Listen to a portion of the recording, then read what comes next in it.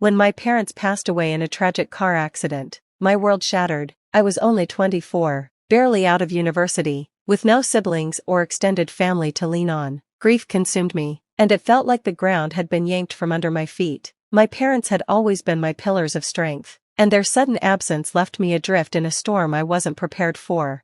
Amid the darkness, I clung to the one bright spot in my life, my husband, Ravi. We had only been married for a year, and his warmth had been a source of comfort during my parents' illness. When they passed, he promised to stand by me, to be my family when I felt I had none. I believed him.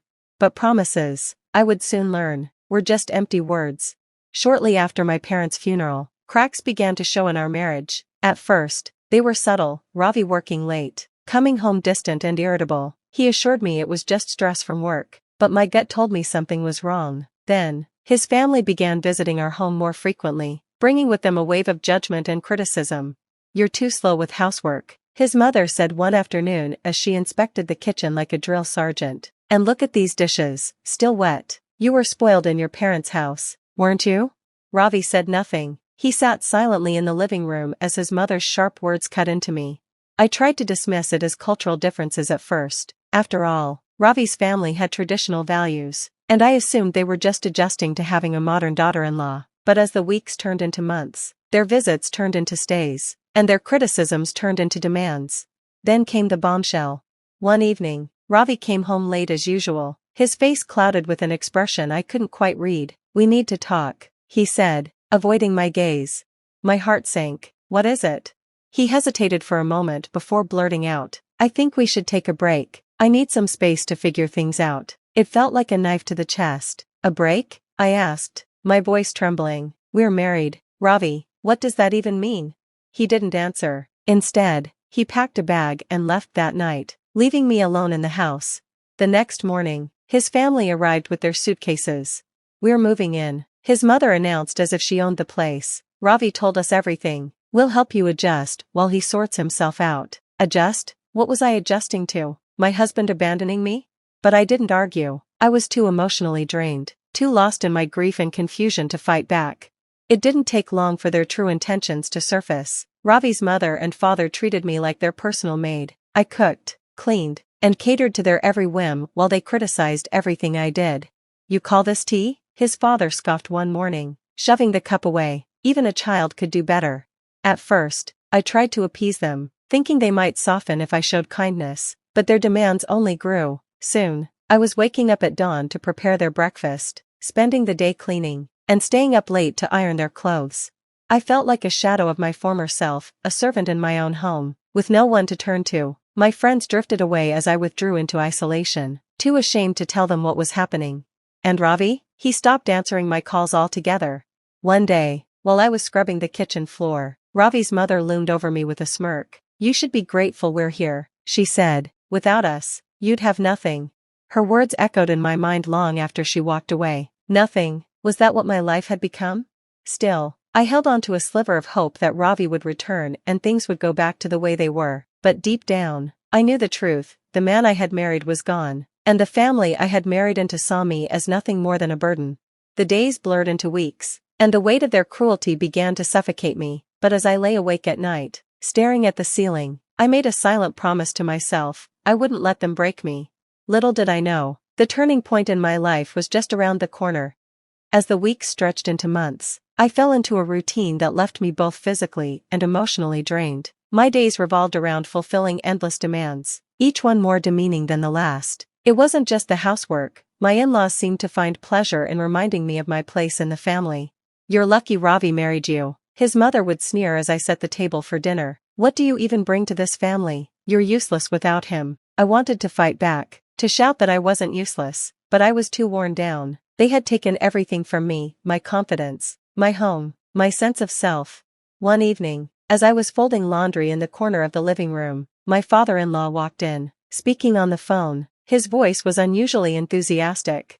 "Of course, we'd be honored to have you for dinner, sir," he said, bowing his head slightly as if the person on the other end could see him. "It's the least we can do to show our gratitude for everything you've done for the company." When he hung up, he turned to me with a sharp glare. Dinner needs to be perfect tomorrow night. My boss is coming over, and if you embarrass me, You'll regret it. I nodded silently, suppressing the urge to snap back. The next day was a whirlwind of preparations. I was up before dawn, scrubbing every corner of the house, shopping for the finest ingredients, and cooking a feast fit for royalty. My hands ached, my back screamed in protest. But I didn't stop, not because I cared about impressing my father-in-law's boss, but because I needed to prove to myself that I was capable of more than they believed. By the time the doorbell rang that evening, I was exhausted but proud of the spread I had prepared. My in-laws had dressed up as though they were hosting a state dinner, and I was instructed to stay in the kitchen, out of sight. Just bring the food out when we call for it, my mother-in-law hissed, shooing me away. I stood in the kitchen, my heart pounding as I heard the door open. My father-in-law's booming voice filled the air as he greeted his boss, a man he clearly revered. "Welcome, sir, please, come in, it's an honor to have you here." Curiosity got the better of me, and I peeked through the doorway. The man standing in the foyer was tall, with a commanding presence that made the room seem smaller. His suit was impeccable, and his expression was one of quiet confidence, but as his eyes scanned the room, they landed on me, and froze. For a moment, I thought I had imagined it. But then he spoke, his voice tinged with disbelief. "Sana, is that you?" My breath caught in my throat. How did he know my name? Before I could respond, my father-in-law stepped in, laughing nervously. "Oh, don't mind her, sir, she's just the help." The man's eyes narrowed, and he turned to face my father-in-law with an intensity that made the room fall silent. "The help?" he repeated, his tone icy. "Do you have any idea who she is?" I felt the blood drain from my face. Who I was? What was he talking about? My father-in-law stammered, clearly caught off guard. I don't understand, sir, she's my daughter-in-law." "But," the man cut him off, his gaze never leaving mine. "Sana, it's me, don't you recognize me?" I stared at him, my mind racing. There was something familiar about him, but I couldn't place it. Then, like a floodgate opening, the memories came rushing back. "Mr. Sharma," I whispered, my voice barely audible. He smiled, a warmth in his eyes that I hadn't seen in years. "Yes, your father and I worked together for years. He was my closest friend." The room seemed to spin as the weight of his words sank in. This man, this powerful, imposing figure, was my late father's best friend. And now, he was my father-in-law's boss. The silence in the room was suffocating. My in-laws exchanged nervous glances, clearly caught off guard by the revelation. I, too, was struggling to process what Mr. Sharma had just said. My father's best friend? Why had my father never mentioned him? And if he was so close to my family, why had he disappeared from our lives? Before I could ask, Mr. Sharma turned to my father-in-law, his expression cold and unforgiving. "You've been treating her like a servant?" he asked, his voice low but seething with anger.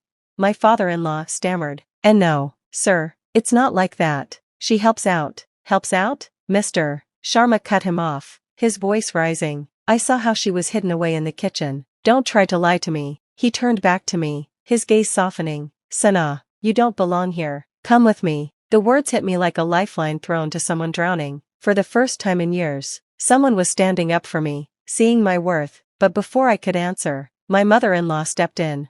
"She's our daughter-in-law," she snapped, her voice trembling with both anger and fear. "She belongs here with her husband." Mr. Sharma raised an eyebrow. "And where is her husband? Why isn't he here, supporting her?" The question cut through the room like a knife. Ravi wasn't here, he was never here. My in-laws had no answer, and their silence was damning. Finally, I found my voice. I appreciate your concern, Mr. Sharma," I said, trying to steady my shaking hands, "but I can't just leave."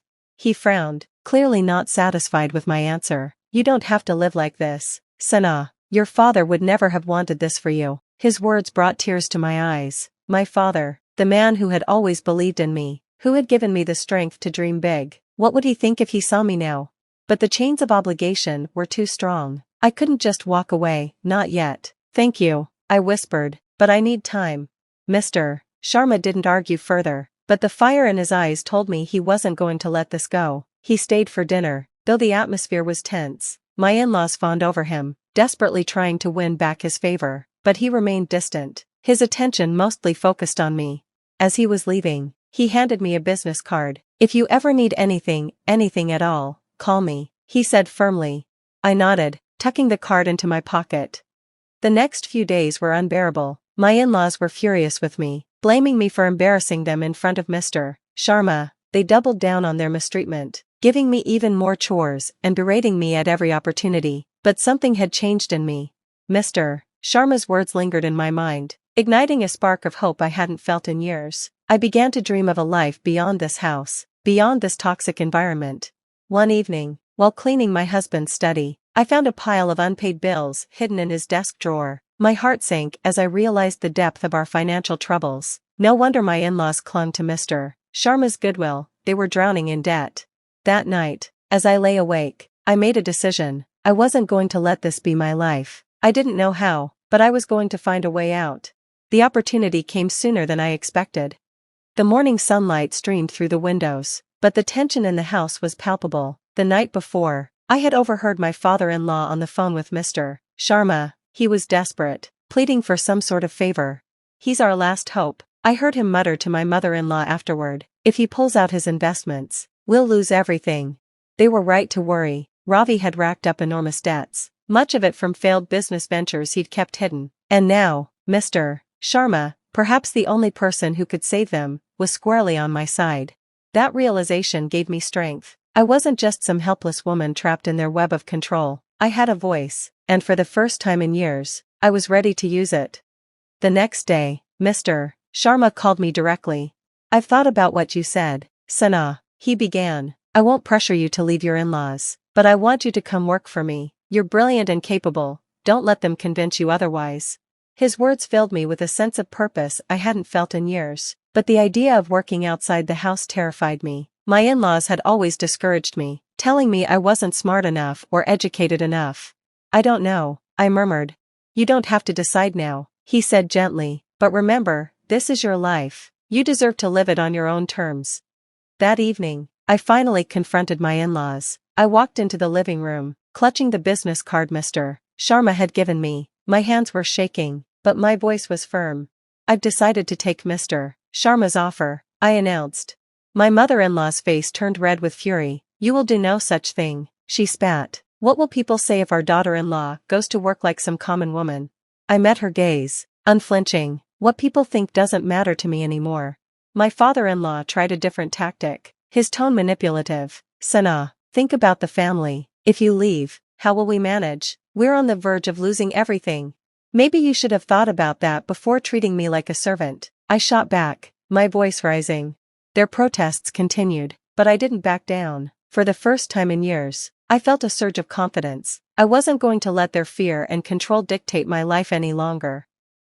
The next morning, I packed my things. My in-laws hurled insults as I walked out the door, but I didn't care. For the first time since my parents' death, I felt free.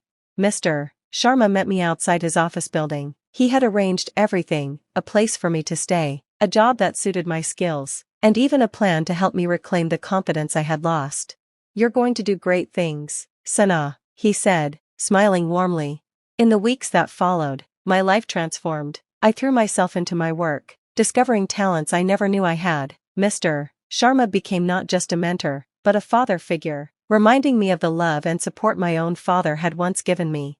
As for my in-laws, their world began to crumble. Without my unpaid labor, their household fell into chaos, and when Ravi returned, expecting to pick up where he left off, he found a very different woman waiting for him. "You're too late," I told him, my voice steady. "I'm not the same person you left behind." His pleas fell on deaf ears. For once, I wasn't looking back. 6 months later, I stood on the balcony of my new apartment, gazing at the city lights. Life wasn't perfect, but it was mine. For the first time in years, I felt hopeful about the future. Mr. Sharma's voice echoed in my mind. "This is your life. You deserve to live it on your own terms." And that's exactly what I intended to do.